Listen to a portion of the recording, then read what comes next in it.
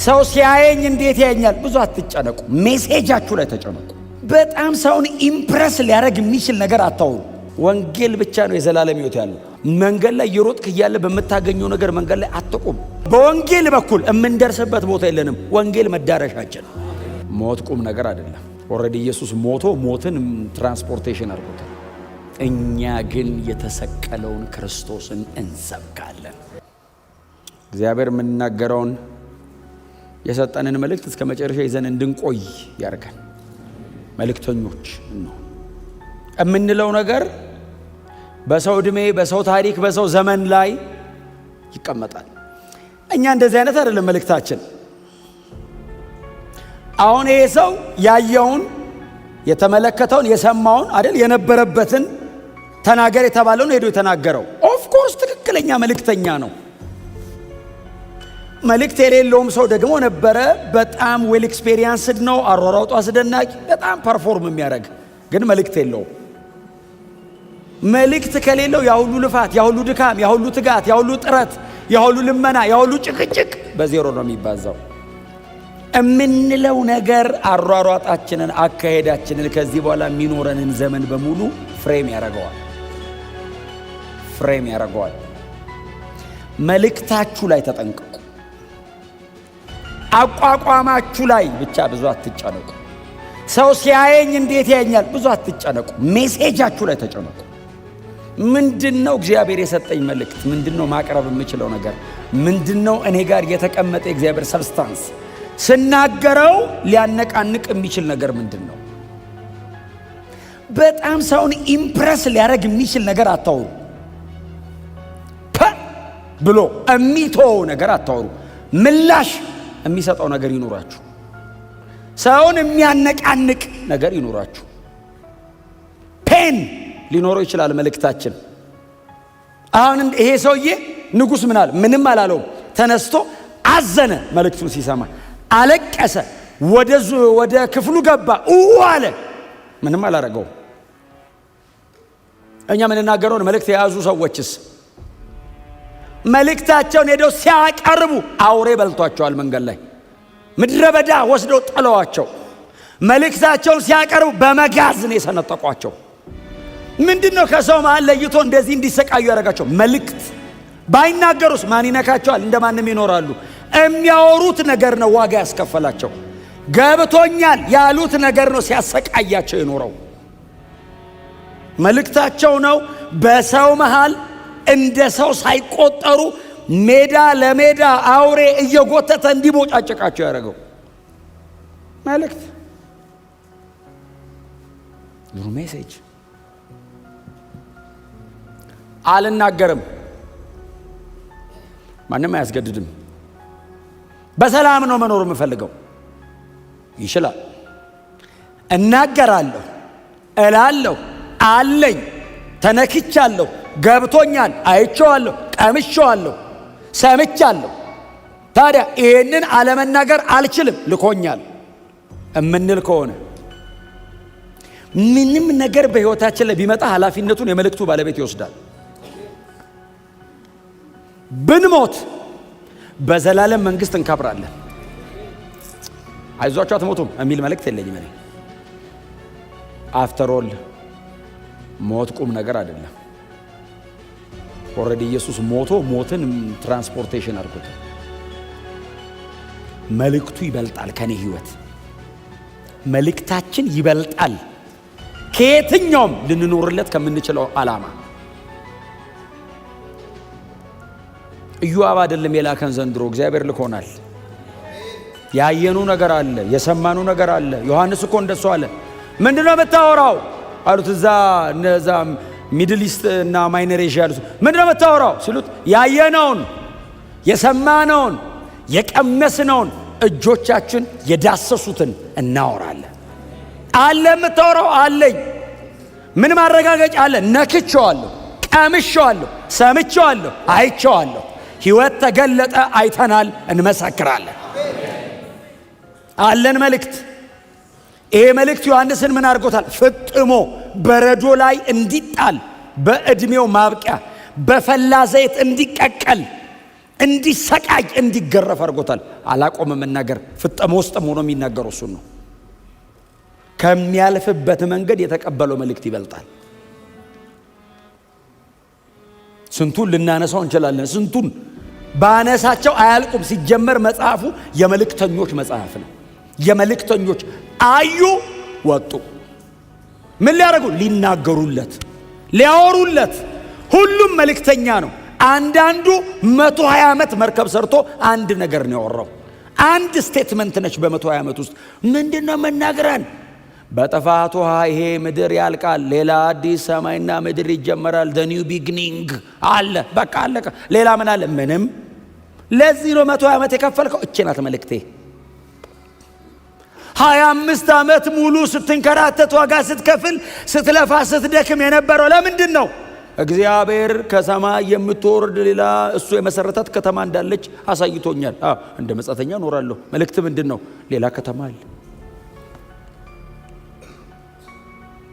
ኢሳይያስ፣ ኤርሚያስ ከተከበሩበት ሶሳይቲ መካከል አይዞሌት ተገለው ለብቻቸው አግልለው ቁጭ ያደረጓቸው። ሌላው ሰው በሰላም እየኖረ ምንም የማያወራ ሰው በሰላም እየኖረ በተቀበሉት መልእክት በማውራታቸው ብቻ አይደለም፣ በሚያወሩት ኮንቴንት ዋይዝ በሚናገሩት ነገር ተሰቃይተዋል። ወዳጆቼ ማንም እንዳይነካን መሆን እንችላለን። ሰው የሚወደውን እያወራን መኖር እንችላለን። ወንጌል የምናወራ ከሆነ ግን የሚወዷችሁ ሊጠሏችሁ ይችላል። የጊዜ ጉዳይ ነው። የሆነ ቀን ይወዷቸዋል።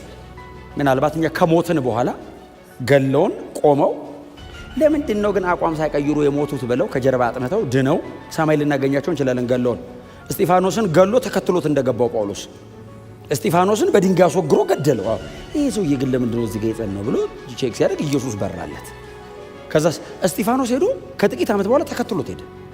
ተከታትለው ገቡ። አንተ ምን ትሰራለህ? ገለኝ። በራልኝ። መቃብር ላይ ቆሜ መልእክታቸውን ያስገደላቸው። ከተወደዱ የሚወደዱት በመልእክታቸው ነው። ካከበሯቸው የሚያከብሯቸው በመልእክታቸው ነው። ከጠሏቸውና ከገደሏቸውም በመልእክታቸው ነው። እኛ ግን የተሰቀለውን ክርስቶስን እንሰብካለን። አለን መልእክት፣ አለን መልእክት። ኢየሱስ እንደተሰቀለ፣ እንደሞተ፣ እንደተቀበረም ደግሞም በሶስተኛው ቀን ከሙታን በኩር ሆኖ እንደተነሳ መልእክት አለን። እንደሄደ ዳግም በክብር እንደሚመጣ መልእክተኞች ነን። ለዚህ ጨለማ ዓለም ብርሃን የሆነ መልእክት አለን። ስለ ኢየሱስ እንናገራለን። ሊያዝን ይችላል፣ ሊስቅ ይችላል፣ ሊበሳጭ ይችላል፣ ሊገለን ይችላል፣ ሊያመሰግነን ይችላል። ምላሹ ጋር አይደለም ያለ ነው፣ መልእክታችን ጋር ነን። ማንም ደስ አለውም አላለውም ርዕስ አንቀይርም። ማንም ተስማማም አልተስማማም የተሰቀለውን ክርስቶስን እንሰብካለን። በፍጹም ማጆሪቲ አይደለም። ወዳጆቼ ዛሬ በልተን ለምን ሞተው ነገር አንኑር። ዛሬ የሆነ ነገር አገኛለሁ ተብሎ እንዴት ሰው በዚህ ውስጥ ይኖር ነው? ዘላለም አለ፣ ከፊታችን አለ ሌላ ክብር። እግዚአብሔር ያዘጋጀው ነገር አለ። ያንን እዩ። እሱን ስታይ ዲተርምን ትሆናለህ። ዲተርምን የመጣ በሙሉ ይዞ አይሄድም። ቀጠነ የምትለው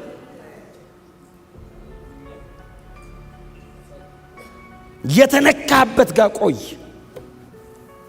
ያገኘው ነገር አለ፣ ቆይ። ፐርሲስተርግ አትለውጡ፣ አትነቃነቁ። ተናገሩት፣ ቦልድሊ ተናገሩት።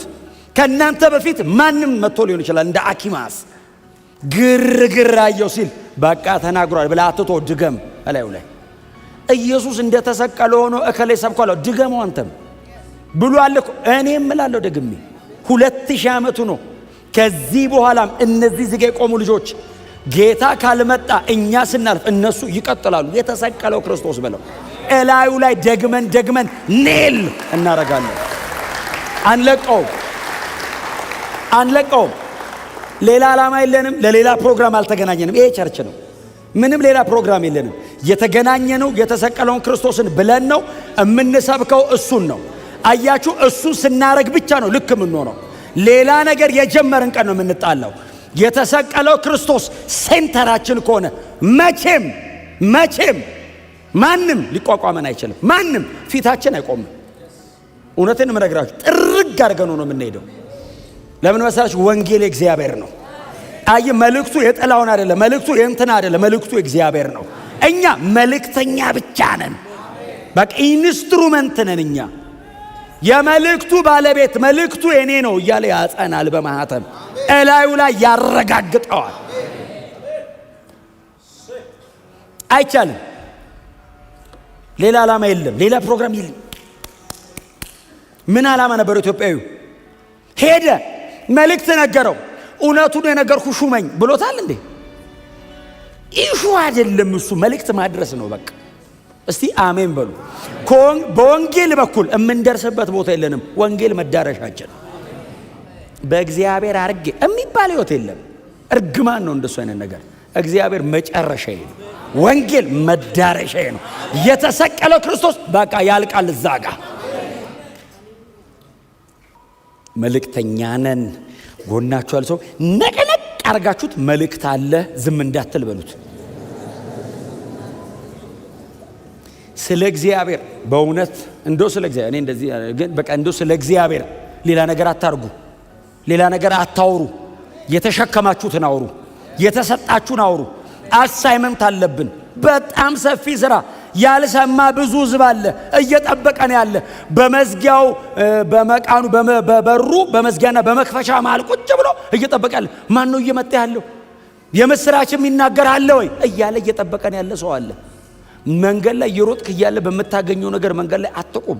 የሚጣፍጥ የሚሆን የሚመር አትቁም። ዴስቲኔሽን አለ፣ መዳረሻ አለን። እንሂድ፣ መልእክታችን ጋር እንሂድ ወዳጆች። ምንም ነገር ከዛ በኋላ ይደርሳል። ባይደርስም ችግር የለውም። ምንም ነገር ይመጣል። ባይመጣስ? ያለ ብዙ ነገር አልኖርንም እንዴ? የኖርንስ አይደል እንዴ? ባይመጣስ? ወንጌል ይበቃናል። ኢየሱስ እርካታችን፣ ጥጋባችን፣ ክብር ለዘላለም ለስሙ ይሁን። ምንም ነገር ባይኖርስ ቢቀርስ ስሜታዊ ሆኜ እንዳይመስላችሁ አቋሜ ነው። ባይኖርስ በወንጌል ካገኘነው የሚበልጥ ምን ሊሰጠኝ ይችላል? ምንስ ነገር በክርስቶስ ኢየሱስ ካገኘነው ሕይወት የሚበልጥ ምን ሊመጣ ይችላል? እኛ ከምንናገረው መልእክት የሚበልጥ ሌላ እውነት ከየት ይመጣል? አይመጣም። በዘላለም ውስጥ የመጨረሻውን ተናጋሪ እኛ ነን። የለም ከኢየሱስ ውጪ፣ የለም ከተሰቀለው በላይ፣ የለም ኢየሱስ ሄዷል ይመለሳል ከሚለው በላይ፣ የለም የምስራች። ምንም ነገር መሬት ላይ ነው። እሱ ደግሞ ተጠቅልሎ አብሮ ያልፋል። ይሄ ዘላለማዊ ነው። ሌላ እውነት የለም። ይሄ ብቻ ነው እውነት። እንዲህም እንዲህም የሚባል እምነት የለንም። አንድ ነው እምነታችን። እንትንም ልክ ነው እንትንም ምንም ከወንጌል ውጪ ሌላ ልክ ነገር የለም። ወንጌል ብቻ ነው የዘላለም ሕይወት ያለው። በደንብ አሜን በሉ እንዴ! እዚህ ላይ ነው ተማምነን ቀና ብለን። እኔ ካንገቴ ቀና ብዬ የምናገረው ወንጌል ብቻ፣ ሌላ ነገር ብዙ መናገር አልችልም፣ ብዙም አላቅም። የገባችን ጥቂት ነገር አለች። እሷም የተሰቀለው ክርስቶስ አካባቢ ነው። እሷ ላይ ነው እኔ ደጋግሜ የምናገረው። ከሷ ውጭም የለም። የዛሬ 2000 ዓመት ያሉት እሱን ብሎ ነው ሰው ሄዳ ነው። ዘንድሮም እሱን ነው የምንለው። እሱን እንግዲህ የሚያመን ካለ ይድናል። ክብር ለኢየሱስ ይሁን። ለዚህ ለመጨረሻ ዘመን፣ ለዚህ ድቅድቅ ጨለማ ለያዘው ስርዓትና ሲስተም ሰይጣን ምድር ላይ ግሎባሊ በዘረጋው ሲስተም ላይ እግዚአብሔር ብርሃን አድርጎ ያስቀመጣት ቸርችን ነው። ብርሃናችን መልእክታችን ነው። ወዳጆቼ ጮክ በሉና እኛ ግን የተሰቀለውን ክርስቶስን እንሰብካለን። ጳውሎስ እንደዚህ አይደል ያለው? በእናንተ መካከል ስኖር አይደል ያላችሁ? አንያ ቆሮንቶስ ምዕራፍ 2 ቁጥር 5 ላይ በእናንተ መካከል ስኖር እሺ አሉት። ኢየሱስ ክርስቶስን አለ። አዎ ሲሉ ያውም የተሰቀለውን እንጂ ሌላ ነገር ላለማወቅ ቆርጬ ነበር። ቃሌም ስብከቴም ይሄው ነው። ለምንድን ነው ሌላ ያልሰበከን? በሰው ጥበብ ላይ እንዳትመሰረቱ። ለምንድን ነው የተሰቀለው ክርስቶስ የምትሉን ሰበብ እየፈለጋችሁ በሰው ላይ እንዳትመሰረቱ? በእግዚአብሔር ጥበብና ኃይል ላይ እንድትመሰረቱ። የእግዚአብሔር የሚያረገን ይሄ መልእክት ብቻ ነው። ሌላው ነገር የሰው ሊያረግ ይችላል። ይሄ የእግዚአብሔር ያረጋል። እግዚአብሔር ኦን ያረጋል። ይሄንን ነው ስትቀበል። ከክርስቶስ ኢየሱስ ውጪ ህይወት የለም። ኢየሱስ ክርስቶስ እንደተሰቀለ ሆኖ እንሰብካለን። መልእክት አለን።